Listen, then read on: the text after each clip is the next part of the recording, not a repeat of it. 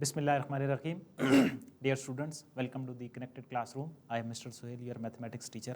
और आज का जो हमारा लेक्चर है वो प्रीवियस जो लेक्चर जो हम लॉग का चैप्टर डिस्कस कर रहे थे, आज हम फर्दर उसको इंक्रीज़ करते हैं और लॉग का जो फार्मूला है उसको हम डिस्कस करेंगे और एक्सरसाइज हमारी जो हम सॉल्व करेंगे वो होगी एक्सरसाइज 2.2। आप लोग बुक का अपना जो पेज है वो ओपन कर लें, 29 पेज आप ओपन कर लें। और तो 29 पेज पे लॉग की जो आगे फर्दर लॉगरिथम लिखा हुआ है, वाई वो यूज़ लॉगरिथम, हम लॉगरिथम को क्यों यूज़ करते हैं, ठीक है, उस पर हम डिस्कशन करेंगे। कल हमने जो बताया था कि अल-ख्वारिज़मी ने लॉग का जो है वो कॉन्सेप्ट दिया था। एक साइड में की पॉइंट में लिखा हुआ है कि इन लेट 1500s जॉन नेपियर जो थे उन्होंने एक्सटेंड किया था अल-ख्वारिज़मी के वर्क को and started developing the log tables. अब इसी के रेफरेंस से जब MCQs पूछा जाता है कि लॉग के जो इन्वेंशन में कौन आता है, किसका नाम लिया जाता है, तो वो जॉन नेपियर इसका जो है वो करेक्ट आंसर है, क्योंकि इन्होंने लॉग टेबल इन्वेंट किए थे, आगे फर्दर एक्सटेंड किया था, तो फिर इस वजह से इनका नाम जो है वो आता है।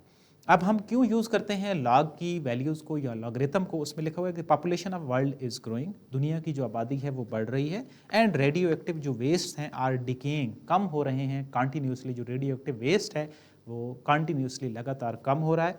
The mathematical tool use to predict the future यानी कि मुस्तकबिल को प्रिडिक्ट करने के लिए, and explore the past of the such rate of growth of decay over time, और पास्ट में ये जो रेट है ये कितना कम या ज़्यादा होता रहा है with respect to the decay, और इज़ एन एक्सपोनेंशियल रिलेशन, ये जो सारी चीज़ है ये एक एक्सपोनेंशियल रिलेशन की फॉर्म में है, और वो एक्सपोनेंशियल रिलेशन क्या है, x is equal to b y. अब यहाँ तक बात खत्म नहीं होती कि x is equal to b y की फॉर्म में, आगे लिखा हुआ है where b x and y are real numbers, और b ग्रेटर देन 0 है और x भी ग्रेटर देन 0 है, और यहाँ पे लिखा हुआ है कि b की वैल्यू जो है वो 1 के इक्वल नहीं होनी चाहिए, ठीक है, b x और y जो हैं वो रियल नंबर्स हैं, और b की जो वैल्यू है और x की वैल्यू वो क्या होगी, ग्रेटर देन 0 होगी, लेकिन 1 के इक्वल नहीं होगी। आगे जाके हम फर्दर इस चीज़ को डिस्कस करेंगे कि वो 1 की इक्वल नहीं हो सकती, क्यों नहीं हो सकती। This relation is widely use, इसको कौन यूज़ करता है, आर्कियोलॉजिस्ट यूज़ करते हैं, साइंटिस्ट यूज़ करते हैं, और बिजनेस कम्युनिटी यूज़ करती है, क्योंकि जिस तरह हमने कहा कि रेट ऑफ डिके को और रेट ऑफ ग्रोथ को जो है वो डिस्कस किया जाता है, तो उसके लिए बिजनेसमैन भी यूज़ कर सकते हैं, साइंटिस्ट भी और आर्कियोलॉजिस्ट भी। अब ये जो ऊपर हमने एक्सपोनेंशियल रिलेशन लिखा है, इसको हम अब लॉग की जो डेफिनेशन है उसकी फॉर्म में आसान तरीके से लिखते हैं। यहाँ पे एक एंड पे एक लाइन लिखी हुई, the inverse relation of this exponential relation is called logarithm. ये तो हो गई इसके ऊपर सारी डिटेल। अब इस x इज इक्वल टू जो बी वाई है, इसका जो इनवर्स रिलेशन है वो लॉग कहलाएगा। लेकिन हम नीचे डेफिनेशन ऑफ लॉग में इसको आसान तरीके से देखते हैं कि ये किस तरह जो है वो लिखा होता है और कैसे हम लिखते हैं। If b of y is equal to x, अगर b y x की इक्वल हो, और आगे वही जो ऊपर हमने स्टेटमेंट बयान की है कि x y b जो हैं वो रियल नंबर हैं, और b ग्रेटर देन 0 है, x ग्रेटर देन 0 है, और b नॉट इक्वल टू 1 है। यहाँ पे हम उसकी डिटेल लिखते हैं, x y और b रियल नंबर्स को बिलोंग करते हैं, x is greater than 0, b is greater than 0, और b is not equal to 1। फिर आगे लिखा हुआ है then y is the logarithm, और एंड पे y की फॉर्म में लिखा हुआ है कि y is equal to log b of x, ठीक है। अब देखें ये इससे ये चीज़ बनी है, लेकिन हम अब इसको आसान तरीके से समझते हैं। आपने क्या करना है, अगर ये एक्सपोनेंशियल फॉर्म लिखी हो तो x और y की जो प्लेसेस हैं अगर हम उनको चेंज कर दें और लॉग लगा दें तो हमारी जो लॉग वाली डेफिनेशन है वो अप्लाई हो जाती है। अब अगर ये चीज़ आपको समझ नहीं आई तो यहाँ से ही देखें, अगर मैं इसी फॉर्म में इसको रहने दूं, सो मैंने क्या लिख दिया, वेट अ मिनट,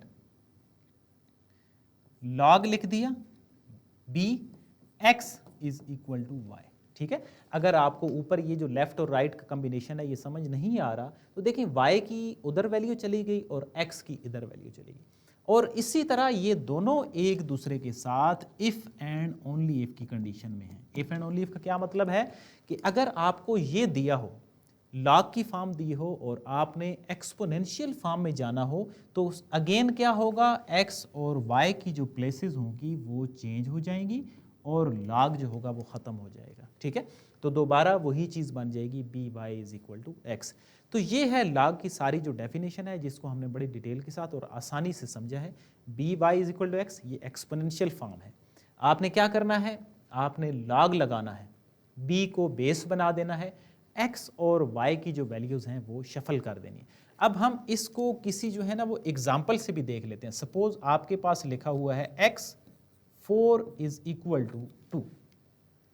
ये क्या लिखा हुआ है, ये कोई मैंने वैल्यू लिख दी है। तो आपने क्या करना है, अब अगर लॉग अप्लाई करना है तो क्या होगा, लॉग 2 इज इक्वल टू 4 हो जाएगा। ठीक है, ये हमने एग्जाम्पल भी साथ देख ली।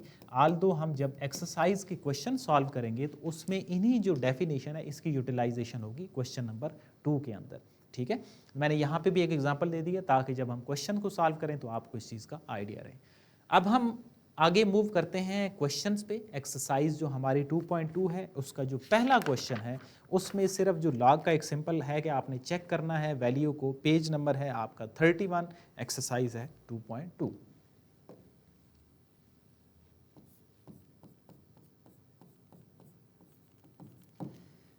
इसका फर्स्ट क्वेश्चन है, क्या लिखा हुआ है आपके पास है, check whether log x 7 minus x is defined for.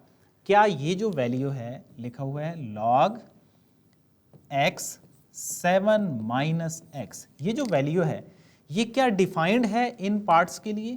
पहला पार्ट है x इज इक्वल टू 0, दूसरा पार्ट है x इज इक्वल टू 1, तीसरा पार्ट जो है वो x इज इक्वल टू 6 है और 4 जो पार्ट है उसमें x is greater than equal to 7 है, यानी इन इक्वालिटी। हम बारी बारी इसको जो है वो चेक करते हैं कि आपने x की जगह पे ये वैल्यू जो दी हुई है पहली वैल्यू हम सब्स्टिट्यूट कर रहे हैं। x इज इक्वल टू 0 है, हम यहाँ पे लिख देते हैं log 0 7 माइनस 0 मीन्स ये जो वैल्यू बनेगी log 0 बनेगी और 7 बनेगी। ठीक है, तो अब हमने ये बताना है कि क्या ये डिफाइंड होगा या नहीं डिफाइंड होगा। तो इसको हम लिखेंगे none of exponent of 0 can give 7, कि कोई भी ऐसा एक्सपोनेंट जिसकी बेस जो है वो 0 की इक्वल हो वो 7 नहीं दे सकता। तो ये क्या वैल्यू होगी, ये हमारे पास अनडिफाइंड होगा। ठीक है, कि कोई भी जो एक्सपोनेंट है none of exponent of 0 can give 7, तो ये क्या है, ये हमारे पास जो पहला पार्ट है वो अनडिफाइंड है। अब हम इसका चेक करते हैं सेकंड पार्ट। सेकंड पार्ट में क्या वैल्यू है, x इज इक्वल टू 1 की इक्वल लिखा हुआ है। मीन्स क्वेश्चन के अंदर जहां जहां पे x है वहां पे हमने 1 पुट करना है। log 1 और 7 माइनस 1 ये बनेगा log 1 और 6 बनेगा। ठीक है, अब हमने इसका बताना है कि क्या ये डिफाइंड होगा या अनडिफाइंड होगा। तो इस पार्ट के लिए भी यही वाली लाइन होगी कि none of exponent of 1 can give 7। अगर कोई भी एक्सपोनेंट जिसका बेस 1 हो वो 6 जो है वो आंसर नहीं दे सकता, तो ये भी क्या वैल्यू होगी, ये भी अनडिफाइंड होगी। क्या लिखेंगे, none of exponent of 1 can give 6। तो क्या लिख दिया जी, ये भी अनडिफाइंड हो गया जी। ठीक है, अब हम इसका चेक करते हैं थर्ड और फोर्थ पार्ट, कि थर्ड पार्ट में आपके पास क्या वैल्यू है। थर्ड में है x इज इक्वल टू 6। ठीक है, अब मीन्स log 6 7 माइनस 6 log 6 और यहां पे आएगा 1। अब इस आंसर के लिए इसी तरह हमने एक स्टेटमेंट बतानी है कि क्या ये वैल्यू जो होगी, ये जो लॉग की वैल्यू है, ये डिफाइंड है या नहीं। तो इसके लिए हम क्या लिखेंगे, लॉग ऑफ जो यूनिटी होता है, log of unity of any valid जो बेस होती है वो 1 की इक्वल होती है। अगर आपके पास कैलकुलेटर है, कैलकुलेटर पे आप अगर log 1 की वैल्यू लिखेंगे तो वो आपको कोई ना कोई आंसर दे देगा विच इज इक्वल टू 0। तो क्या लिखेंगे इसके लिए, log of unity to any valid base जो होगी इज 1। ठीक है, तो मीन्स ये आपको आंसर दे देगा। तो इसके लिए हम क्या लिख देंगे यहाँ पे कि वो डिफाइंड है। पहले जो 2 पार्ट थे वो हमारे पास क्या थे, अनडिफाइंड थे, लेकिन ये जो थर्ड पार्ट है ये हमारे पास क्या है, डिफाइंड है। अब हम आते हैं अपने 4 पार्ट पे कि 4 पार्ट में क्या लिखा हुआ है। 4 में है x is greater than equal to 7। Means इस पार्ट के अंदर हमारे पास 2 चीजें हैं। एक, हम जनरेट करेंगे x इज इक्वल टू 7। ये जो कंडीशन लिखी होती है इसका क्या मतलब है, x is greater than equal to 7।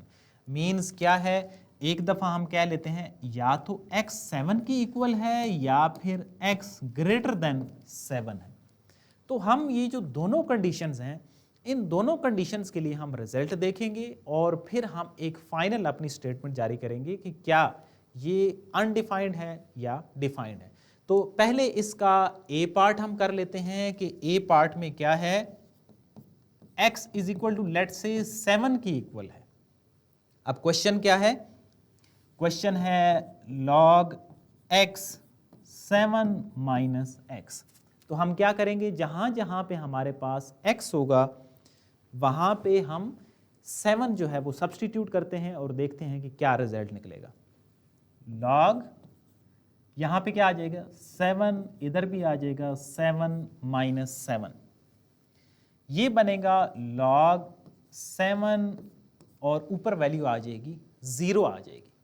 अब इसका जो रिजल्ट है कि वो जो हमने पहला पार्ट सॉल्व किया है उसी से मिलता जुलता है, और वो क्या है, नन ऑफ द एक्सपोनेंट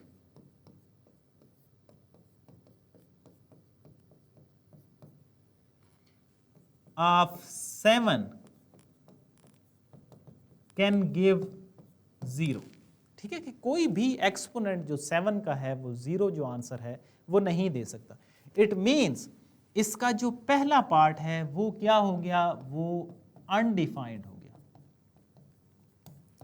अब हम इसका दूसरा जो पार्ट है x ग्रेटर देन 7 उसको हम चेक करेंगे और फिर उसके बाद ये b पार्ट हो जाएगा, और फिर हम दोनों के लिए एक स्टेटमेंट जारी करेंगे। और b पार्ट हमारा क्या है, x इज ग्रेटर देन 7।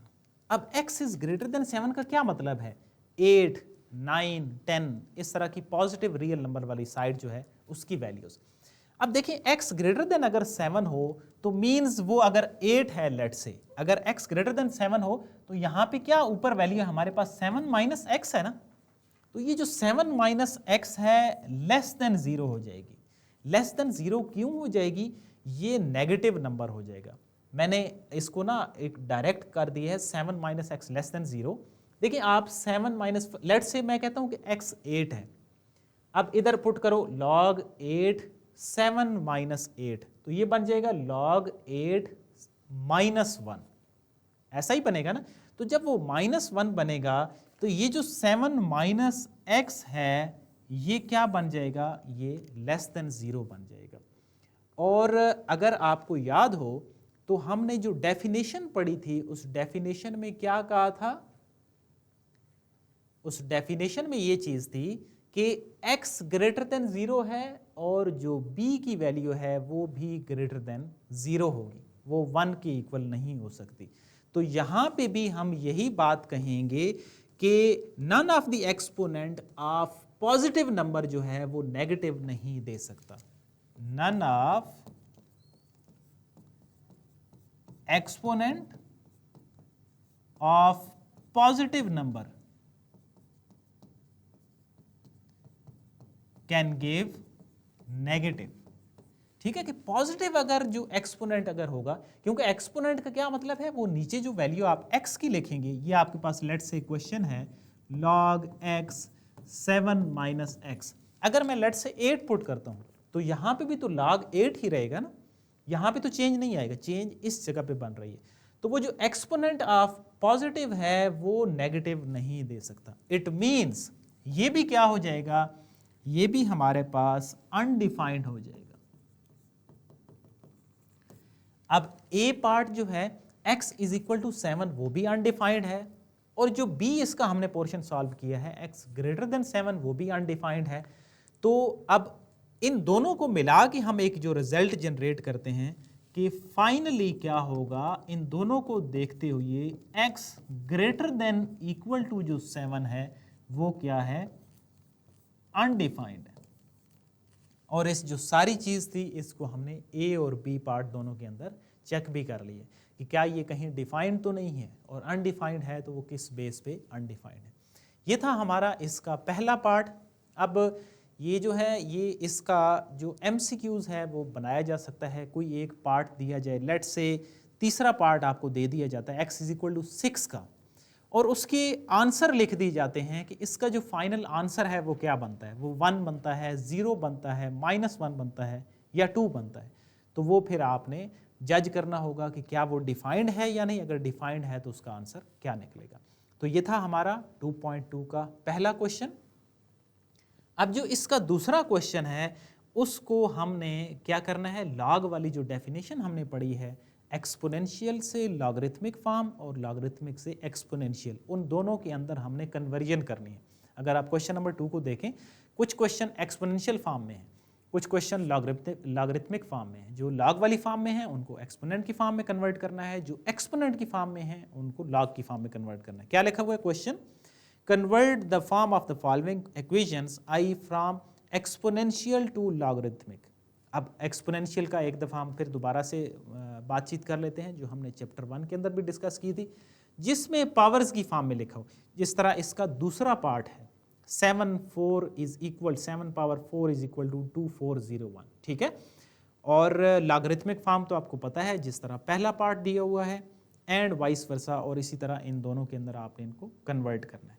तो आते हैं क्वेश्चन नंबर 2 को हम प्रैक्टिकली सॉल्व करते हैं। इसके अंदर हमारी जो डेफिनेशन है ना वो यूटिलाइज हो रही है।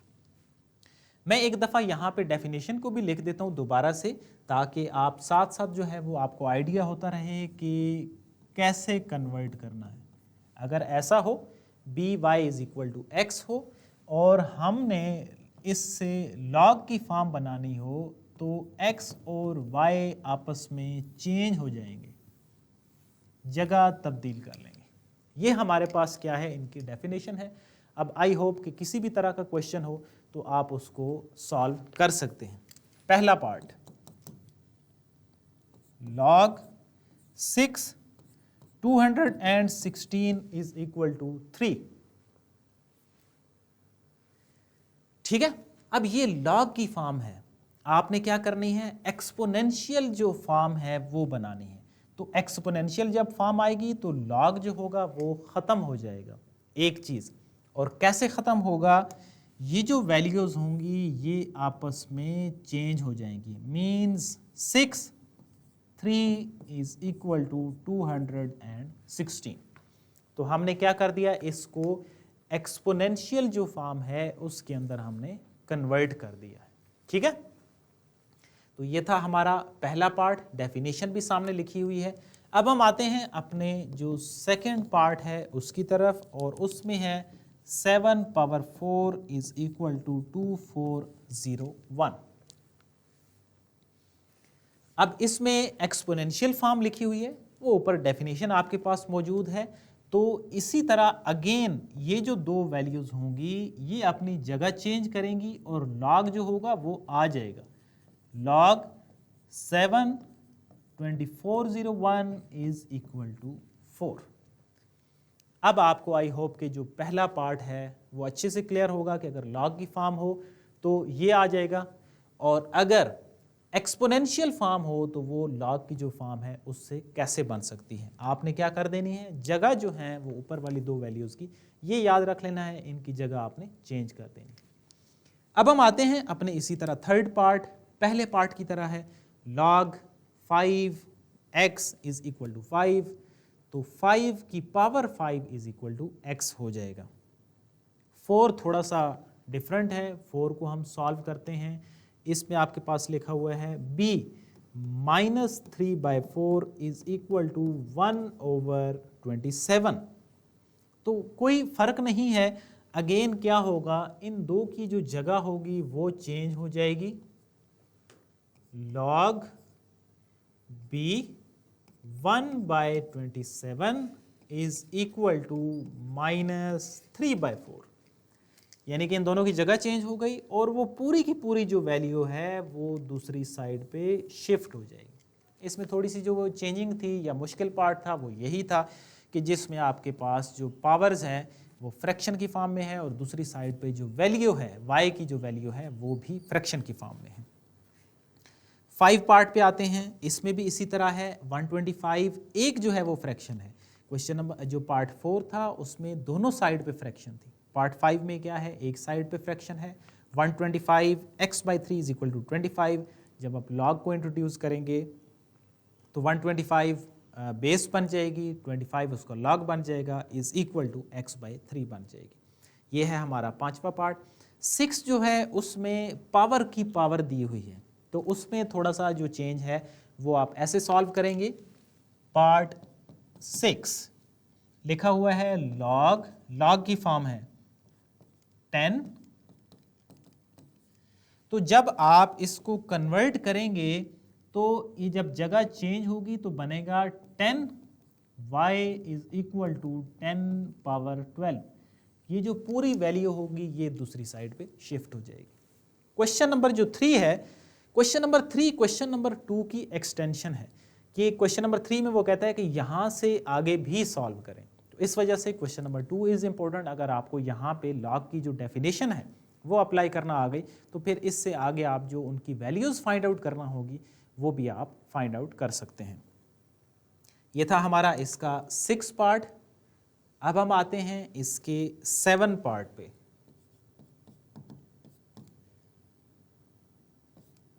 To 56 x/4 is equal to 1/64। तो जब इस पे हम लॉग अप्लाई करेंगे तो ये आपके पास इस तरह आ जाएगा। अगेन फ्रैक्शन है, ये दोनों जो होंगी ये अपनी जगह को स्विच कर लेंगी और साथ में जो लॉग होगा वो इंट्रोड्यूस हो जाएगा। ये है हमारा 7 पार्ट। और इसी तरह 8 जो पार्ट है उसमें आपके पास जो वैल्यूज़ हैं वो ज़्यादा हैं, means log 3x³ + 1 is equal to 2। कोई चेंज नहीं है, सिर्फ आपके पास जो वैल्यू है वो बड़ी लिखी हुई है, तो आप 3 इसका पावर बन जाएगी और दूसरी साइड पे कंप्लीट जो होगा वो लॉग की जो वैल्यू होगी वो शिफ्ट हो जाएगी, वो बन जाएगा x³ + 1। ये कौन सा पार्ट था, ये हमारे पास है पार्ट 8। इसी तरह हमारे पास जो 9 पार्ट है, 9 पार्ट में आपके पास है log 5 2x - 3 is equal to 1। Previous जो पार्ट है उसी से बिल्कुल रिजेंबल करता है, सिर्फ क्या है वैल्यू चेंज है और कोई फर्क नहीं है। 5 1 यहाँ पे आ जाएगा और ये जो 2x - 3 होगी ये वैल्यू दूसरी साइड पे शिफ्ट हो जाएगी, ठीक है। और इसी तरह इसका जो लास्ट पार्ट है उसमें है 2x + 1 इज इक्वल टू 2^3। कोई फर्क नहीं है, सिर्फ क्या फर्क है कि जो 10 पार्ट है इसमें आप जो पहले सॉल्व करते रहे ना, अब अगर मैं इसी पार्ट को इस ऊपर वाले की तरह लिख दूं तो आप आसानी से जज कर पाते हैं। यहाँ पे सिर्फ क्या है कि लेफ़्ट और राइट की जो वैल्यूज़ हैं उनको शफल कर दिया है। तो आपने क्या करना है, आपने वो याद रखना है कि हमने किन किन चीज़ों को बदलना है, तो फिर आपको ये आसान लगेगा, मुश्किल नहीं लगेगा और डिफरेंट भी नहीं लगेगा। ठीक है, तो चलें इसको आसान हम कर देते हैं। देखें 2 power 3 is equal to 2x plus 1। अब अगर इसी क्वेश्चन को मैं ऐसे लिख दूं तो आप आसानी से बता सकते हैं। ये आपने कैसे बता लिया कि आपको जो डेफिनेशन है अगर वो कम क्लियर है तो फिर आपको ये वाली जो वैल्यू है इसको जज करना थोड़ा सा टफ हो जाएगा। और अगर आपको डेफिनेशन क्लियर है कि मुझे कौन कौन सी चीज़ों की जो वैल्यू है वो चेंज करनी है, मुझे पावर्स को इसके साथ बदलना है, तो फिर आप इसको जज कर सकते हैं। अगर वो क्लियर नहीं है तो फिर आपको थोड़ा सा इसमें गलती के चांसेस हैं। अब ये मैंने इस फॉर्म में लिख दिया, अब आप आसानी से इसको बता सकते हैं कि इसकी जो लॉग वाली फॉर्म होगी वो बनेगी 2x plus 1 is equal to 3, यानी कि इन दोनों को हम आपस में क्या कर देंगे, शफल कर देंगे और इसके साथ हमारा जो क्वेश्चन नंबर 2 है वो कंप्लीट हो जाता है। तो ये था हमारा क्वेश्चन नंबर 2 जिसमें हमने अपना जो डेफिनेशन है उसको बड़े अच्छे से क्लियर किया है और इसके मैक्सिमम जो पार्ट हैं वो सॉल्व किए हैं। जो हमारे पार्ट इसमें से 1-2 मैंने लेफ्ट किए हैं वो एज ए होम असाइनमेंट आपने खुद से सॉल्व करने हैं। उसकी रीज़न क्या है कि अगर आपको ये लॉ की जो डेफिनेशन है ये अच्छे से अप्लाई करना आएगी तो आप क्वेश्चन नंबर जो 3 है which is important for MCQs as well as for the short question, कोई एक जो शार्ट क्वेश्चन है ये पहले भी इसमें से आ चुका है और मज़ीद आने के चांसेस हैं। लाइक जिस तरह इसका 3 का सेकंड पार्ट है, 6 पार्ट है और 4 पार्ट है। तो इस वजह से आप जो क्वेश्चन नंबर 2 है उसको अच्छे से क्लियर करें ताकि हम जो नेक्स्ट क्लास हमारी होगी जिसमें हम क्वेश्चन नंबर 3 को सॉल्व करेंगे, दोबारा से इस डेफिनेशन पे हल्की फुल्की बात करेंगे और मज़ीद क्वेश्चन को सॉल्व करेंगे ताकि वो आसानी से आपको समझ आ सके। सो ये थी आज की हमारी क्लास जिसमें हमने 2.2 के पहले 2 जो क्वेश्चंस हैं वो क्लियर किए हैं, जिनमें हमने लॉ की जो डेफिनेशन है उसकी यूटिलाइजेशन को बात की है और उम्मीद है कि आज का लेक्चर आपको क्लियर होगा।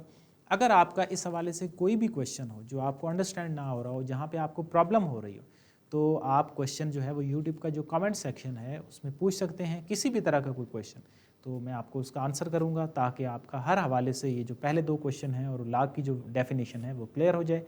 So see you in the next class with next question. Till then, Allah Hafiz.